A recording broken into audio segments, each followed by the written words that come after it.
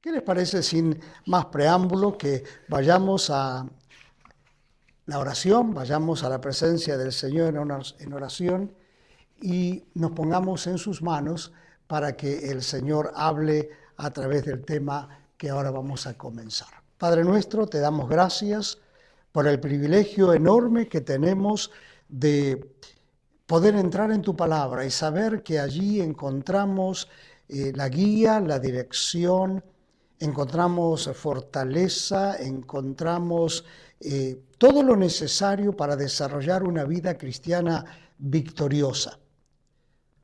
Obviamente hay muchas versiones, muchas opiniones y mucha filosofía y mucha consejería fuera de la Escritura, pero nosotros nos vamos a concentrar pura y exclusivamente en lo que dice tu palabra. Y sabemos que ahí estamos seguros, porque tú eres un Dios de verdad. Y lo que tú nos digas a través de tu palabra va a ser lo mejor para nosotros. Gracias, Señor. Gracias por poner este material nuevamente a disposición nuestra, a disposición de los televidentes, de los oyentes que estarán siguiéndonos a través de este material del crecimiento cristiano. Padre eterno, nos ponemos en tus manos.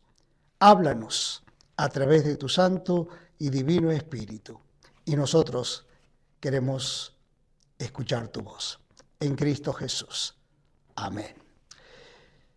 Muy bien, como decíamos, el primer tema que vamos a ver en el crecimiento cristiano es cómo reaccionamos nosotros a los conflictos. Porque si queremos sobrevivir a los conflictos personales de manera tal de poder llegar al final de nuestros días, tenemos que descubrir cómo enfrentarnos con valentía y creatividad ante las crisis o las variables de las crisis que inevitablemente habrán de venir a nuestra vida. En primer lugar, tenemos que definir qué son las crisis. Y las crisis pueden ser situaciones donde fuerzas interiores y fuerzas exteriores pueden afectarnos. Y eso lo vamos a ir viendo. Cuando nos referimos a las crisis y a estas fuerzas interiores y exteriores, nos estamos refiriendo a cambios radicales o a experiencias intensas que los cristianos tenemos que pasar. Por ejemplo, si nos remontamos, y ustedes, aquellos que somos mayorcitos, aquellos que ya hemos pasado la adolescencia, sabemos que se producen conflictos durante este tiempo de la adolescencia y que posiblemente los podemos catalogar como más grandes que en los tempranos años de la niñez, debido a que los cambios que ocurren son más extremos. Y el problema se agudiza cuando la persona tiene que sobrellevar una gran cantidad de dificultades que no pueden ser sometidas al cuidado de la otra persona o de cualquier otra persona. La persona lo tiene que sobrellevar.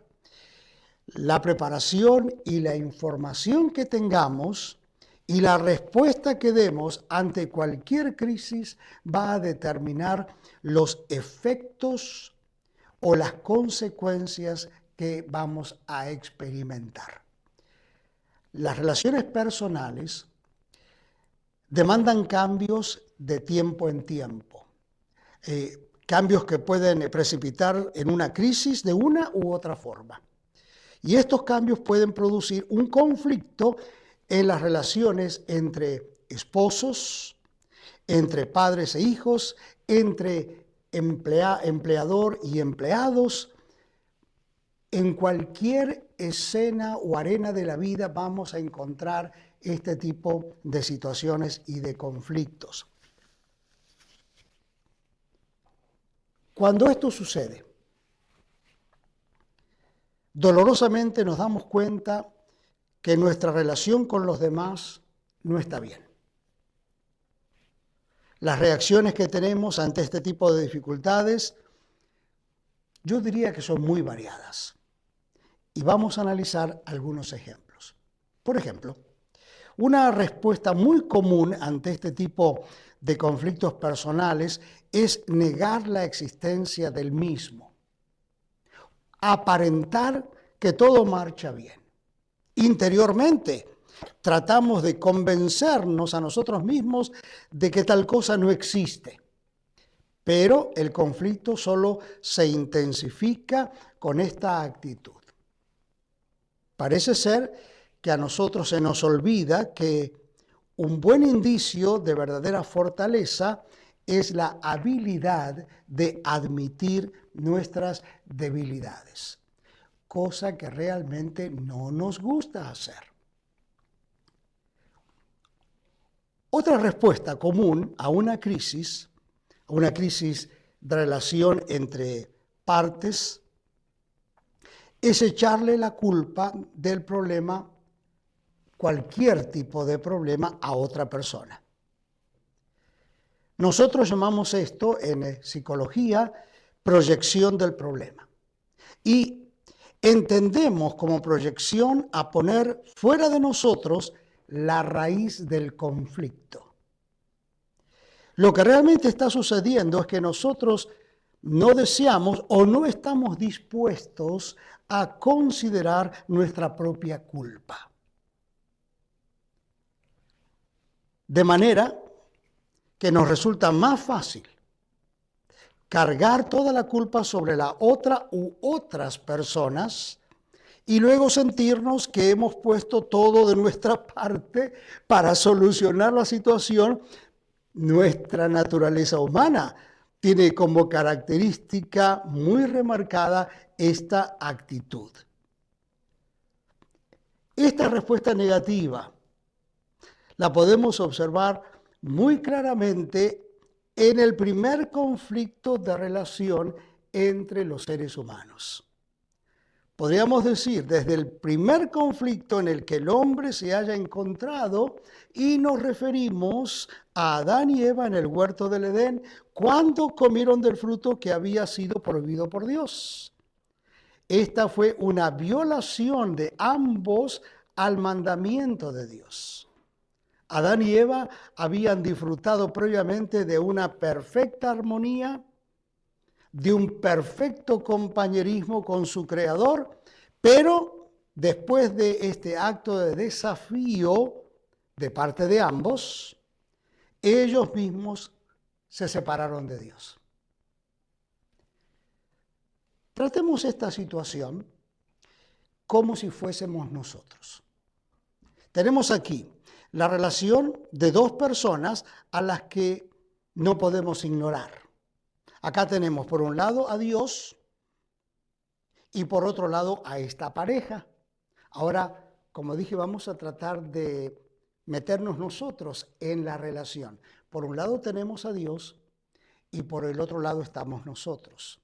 La información con la que contamos nos revela que Adán no solamente se tenía que enfrentar con Dios, sino que también tenía que enfrentarse consigo mismo. Fíjense en una cosa.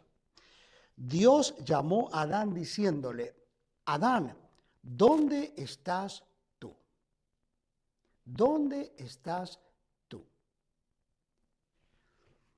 Qué pregunta, ¿verdad? ¿Qué es lo que había sucedido? Allí estaba Dios en el huerto del Edén y Adán se había, junto con Eva, escondido. ¿Dónde estás tú en el huerto? ¿Dónde estás tú en el jardín? ¿Dónde estás tú, Adán, en nuestra relación? Ahora, déjame que te haga a ti esta pregunta. ¿Dónde estás tú en tu relación con Dios? ¿Dónde te encuentras a ti mismo en ese compañerismo con Dios? ¿Te estás escondiendo de Dios? ¿Tu problema te está llevando a esconderte de Dios? Bueno, la respuesta de Adán fue también tan profunda como la pregunta. Dice la palabra de Dios: oí tu voz en el huerto y tuve miedo. Y yo me pregunto, ¿miedo de qué? ¿Miedo porque estaba desnudo? Bueno, eso podría decirse que estaba lleno de vergüenza, pero yo creo que aquí el miedo pasaba porque él sabía que era culpable de algo y ese algo era la desobediencia.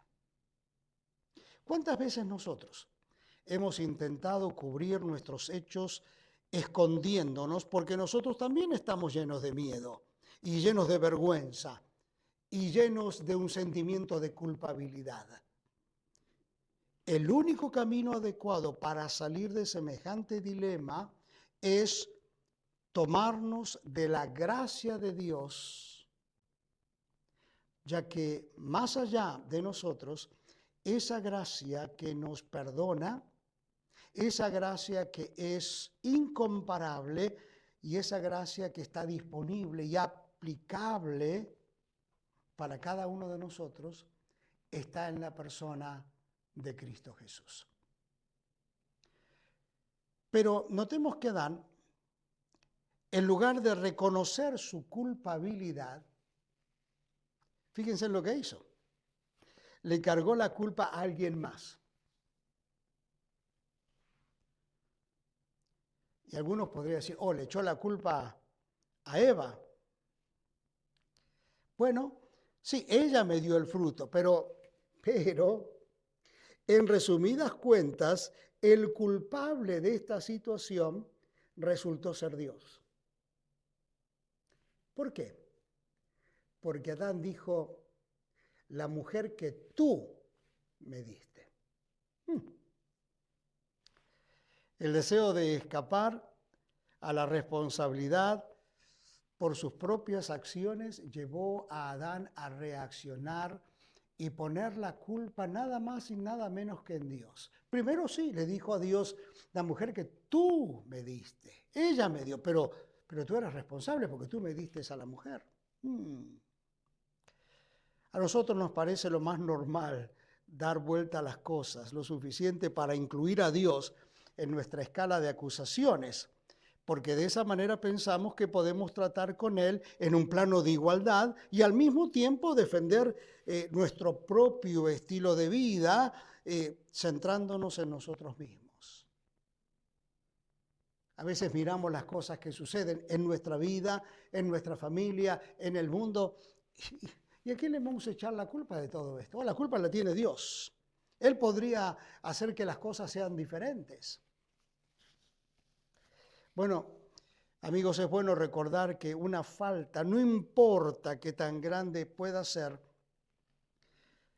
no nos condena a vivir una vida de equivocaciones, abrumando nuestro espíritu y deprimiendo la mente, como si viviéramos solo para sentirnos miserables y sin esperanza. Una persona en este estado o en esta condición se siente como que no tuviera futuro, como si no hubiese objetivos, su vida no promete nada. ¿Y saben una cosa? ¿Qué es lo que sucede con la mayoría de las personas que no quieren reconocer su culpabilidad? Entran en un patrón de vida muy negativo donde la depresión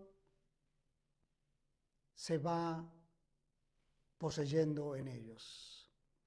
Entran en una vida deprimida y pronto, muy pronto, son quebrantados.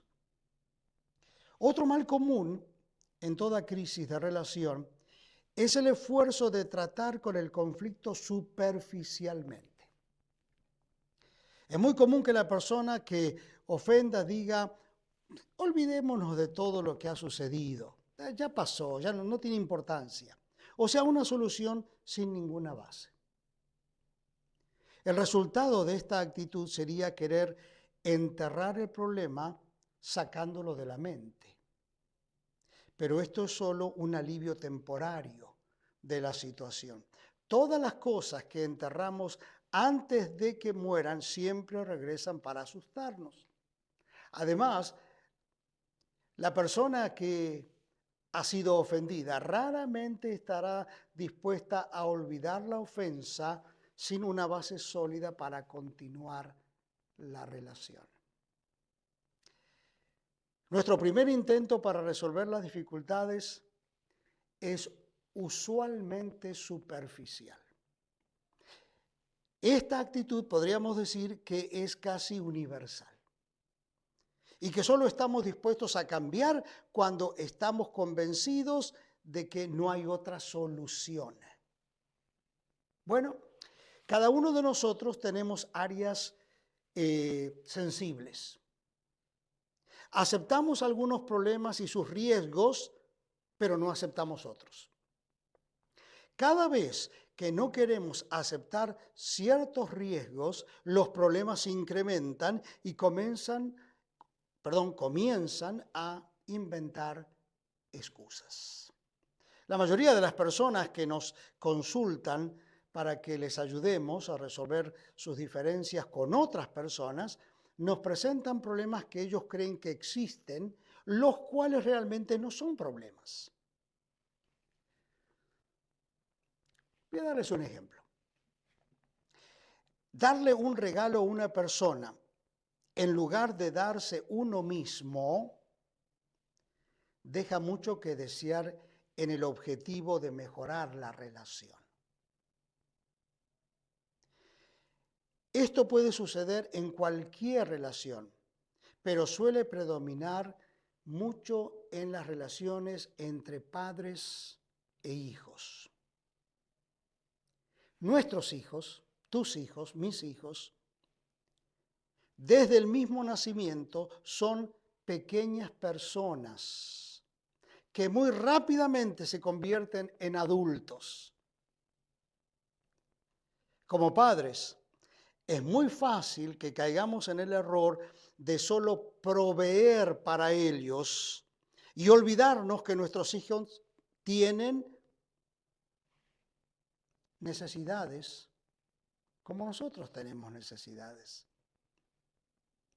Y tienen derechos como nosotros tenemos derechos. Es muy fácil ver cómo los padres tratan de pensar, bueno, yo le proveo lo necesario, le proveo la ropa, le proveo la comida, le proveo esto, le proveo lo otro, pero a veces cuando uno escucha a los niños y sus necesidades, vemos que una de las cosas que nuestros hijos están padeciendo es nada más ni nada menos que la persona de su papá o la persona de su mamá. Yo recuerdo una historia que está muy ligada a mi persona. Obviamente, siempre he estado muy envuelto en el ministerio y en muchas actividades. Y un día, mi hijo mayor viene a mi oficina y me dice, papá, necesito que me ayudes con este problema. Era un problema de matemáticas. Y a este papá no se le ocurrió una mejor cosa que decirle, hijo, en este momento no puedo atenderte. Tengo muchas cosas que hacer. Y ese niño, que todavía no era un adolescente, me miró y me dijo, papá, tú tienes tiempo para todos, menos para mí.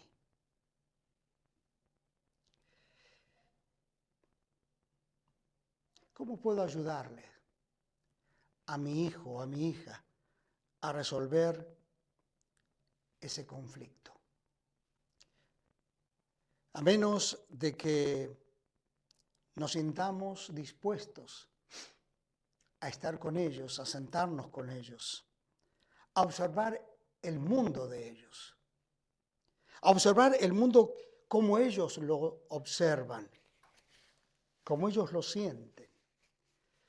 va a ser muy difícil mejorar la situación o mejorar la relación. Y a eso me refiero. Es muy fácil comprarles hoy en día un teléfono o una tablet cuando no queremos invertir tiempo con ellos, porque es más fácil decirle, toma, te compré esto, cuando estés necesidad, consulta, tú puedes entrar en internet y ver tanta información que hoy en día es tan fácil y tan peligroso a la vez. Cuando tu hijo o tu hija te están diciendo, papá, te necesito a ti, mamá, te necesito a ti. Tenemos que responderles a ellos de la manera en que a nosotros nos gustaría que una persona nos responda, que una persona nos atienda. Si empiezas a practicar esto, realmente el resultado será realmente fantástico, porque vas a ver la reacción de tus hijos, de tus hijas, cuando su papá o cuando su mamá se envuelven en sus necesidades. Imagínate esto. Si yo fuera a Dios, es una cosa hipotética, ¿no? Y voy a Dios con un problema. Voy a Dios con la búsqueda de una solución, porque necesito una solución. Y Dios me dijera, ¿sabes, Alberto? Estoy muy ocupado. No tengo tiempo. Tengo tantas cosas por hacer que en este momento es inoportuno poder atenderte. Yo nunca, en todos mis años de conocer al Señor, me he sentido que Dios no me atiende. Cada vez que he ido con situaciones muy variadas, porque así es la vida cristiana, situaciones muy variadas, siempre he encontrado que Dios está dispuesto a escucharme, a sentarse conmigo y a platicar, así como lo estamos haciendo en este momento. Y yo sentir a través de la presencia del Espíritu Santo que Dios está escuchando, sabiendo exactamente qué, cómo, cuándo hacer las cosas. Bueno, rápidamente hemos examinado algunas respuestas comunes a conflictos personales que son inadecuados para la salud de una persona o para las relaciones entre individuos. Y tenemos que resistir la tentación de poner nuestra atención en las obvias faltas de las demás personas. Porque nuestras crisis de relación que tenemos con ellas nos envuelve a nosotros también. Las faltas de las otras personas son mucho más fácil de ver, ¿no es cierto? Cuando alguien se equivoca, cuando alguien comete una falta, es muy fácil para ti y para mí observarla, descubrirla e inclusive a veces hasta señalarla. Pero la pregunta es, ¿podemos nosotros, puedes tú, puedo yo, identificar mi propia falta y concentrar todo mi esfuerzo, todo nuestro esfuerzo para poder cambiarlas? Termino con la pregunta del principio. ¿Cómo reaccionas tú a los conflictos? Quiere el Señor bendecir tu vida muy, pero muy ricamente. Y aquí estamos para servirte. Dios te bendiga.